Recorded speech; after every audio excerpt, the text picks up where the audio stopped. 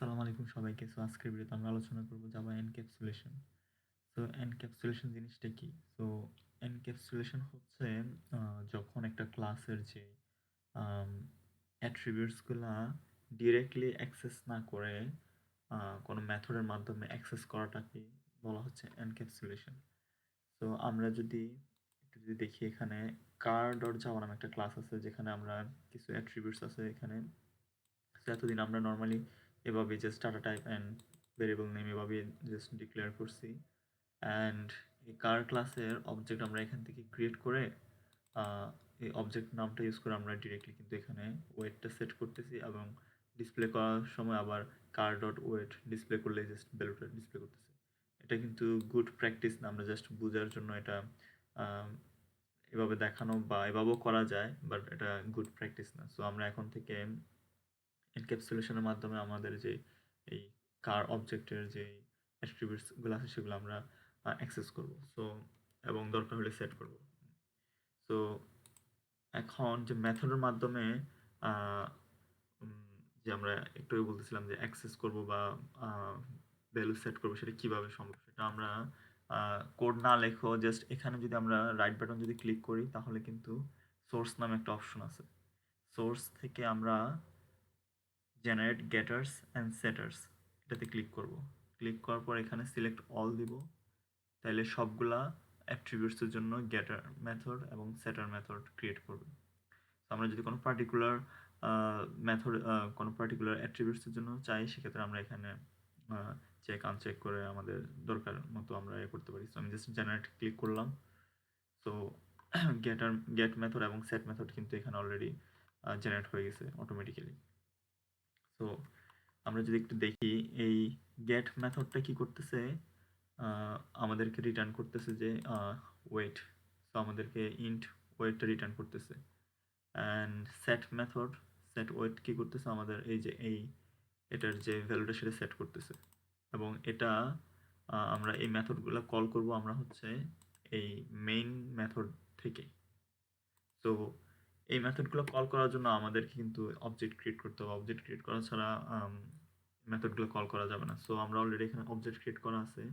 আমরা যদি car dot price, sorry, I made a mistake. তো আরেকটা কথা সেটা হচ্ছে যে আমরা কিন্তু যদি দেখি, প্রথম কথা হচ্ছে এই যে এখানে যেই অ্যাট্রিবিউটসগুলো আছে আমরা জানি যে লাস্ট ক্লাসে আমরা অ্যাক্সেস মডিফায়ার সম্পর্কে আলোচনা করছিলাম। তো এগুলা সামনে যদি কিছু যদি না থাকে তার মানে এটা কিন্তু ডিফল্ট। তো ডিফল্ট যদি হয় তাহলে কিন্তু আহ, যে কোনো ক্লাস থেকে অ্যাটলিস্ট একই প্যাকেজের আন্ডারে যে কোনো ক্লাস থেকে আমরা কিন্তু এগুলো অ্যাক্সেস করতে পারবো। সো আমাদের প্রথমে কিন্তু এটাকে প্রাইভেট করতে হবে। আমরা জানি যে প্রাইভেট করলে তাহলে জাস্ট এগুলা শুধু এই ক্লাস থেকেই জাস্ট অ্যাক্সেস করা যাবে। প্রাইভেট যদি না করি তাহলে কিন্তু এখানে কিন্তু ডিরেক্টলি করা যাচ্ছে, তো সেটা আবার প্রবলেম। তো এখন আমরা এই কার ডট গেট গেটের আগে সেট করতে হবে value. Let's say price set করতেছি 1000। সো আমি এই কারের যে প্রাইসটা ডট গেট প্রাইস কোডটা একটু রান করতেছি।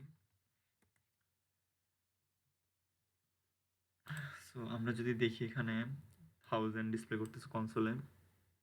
আমরা প্রথমে এই সেট প্রাইস মেথডটা ইউজ করে আমরা কিন্তু এই কারের যে এখানে কি হইতেছে প্রাইস যে অ্যাট্রিবিউটটা আছে সেটার প্রাইসটা আমরা কিন্তু পাস করে এবং this price is equal to this price.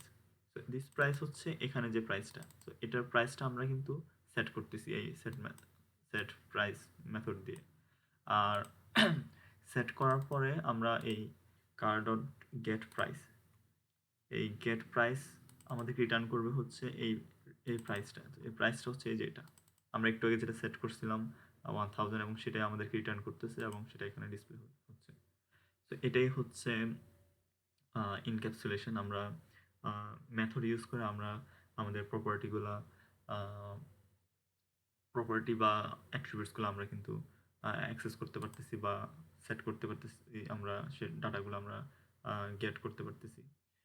এই সো আমরা যদি এখানে যদি এই প্রাইভেটটা যদি না ইউজ করি, তাহলে কিন্তু আমরা এখানে একবার সেট করলাম। তখন কিন্তু আবার এখন কিন্তু আমরা কার ডট এই যে অ্যাট্রিবিউটসগুলো আমরা কিন্তু এখানে কিন্তু আর আমাদেরকে শো করবে না। যেমন ওয়েট, প্রাইস আমরা একবার এখানে সেট করছি। আমরা যদি সেট করতে চাই আবার কিন্তু আমাদের ওই মেথডটা কল করতে হবে।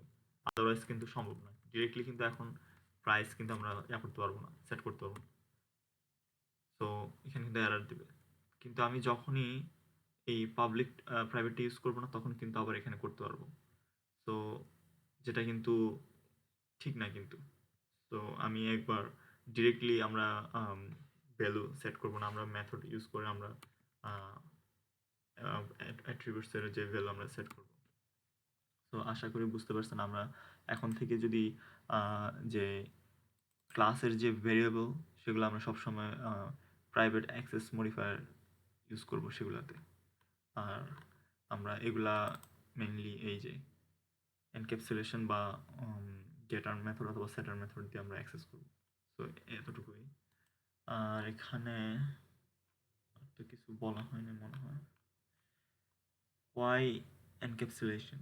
So better control of class attributes and method. Class attributes can made read only. So আচ্ছা or write only. So এখানে আরেকটা জিনিস, যেমন আমরা যদি চাই এই যে এই এখানে যে অ্যাট্রিবিউটসটা আমরা চাইলে জাস্ট এটা শুধু গেট মেথড ইউজ যদি করি, তাহলে এটা কিন্তু আর সেট করা সম্ভব না। তার মানে আমরা যদি এখানে একটু আগে প্রাইসটা আমরা এখানে সেট করছি এটা। তো সেট মেথডটা যদি আমরা যদি এখান থেকে যদি ডিলিট করে দিই, সেট মেথডটা যদি আমরা যদি একটু জাস্ট কমেন্ট আউট করে দিচ্ছি এখানে, তাহলে কিন্তু আমরা এটা সেট করতে পারবো না। সো আমরা কিন্তু এটা কন্ট্রোল করতে পারতেছি যে কোনটা আমরা সেট করব, কোনটা আমরা শুধু গেট করব। সো গেটের ক্ষেত্রে এবং সেটের ক্ষেত্রে আমরা মানে এটা আমাদের ইচ্ছা মতো আমরা কিন্তু এটা কিন্তু করতে পারতেছি, কন্ট্রোল করতে পারতেছি। সো এই আর কি। তারপর flexible, the programmer can change the one part of the code without affecting the other parts, increase security of data. So দেখা হবে নেক্সট ভিডিওতে। আল্লাহ হাফেজ, আসসালামু আলাইকুম।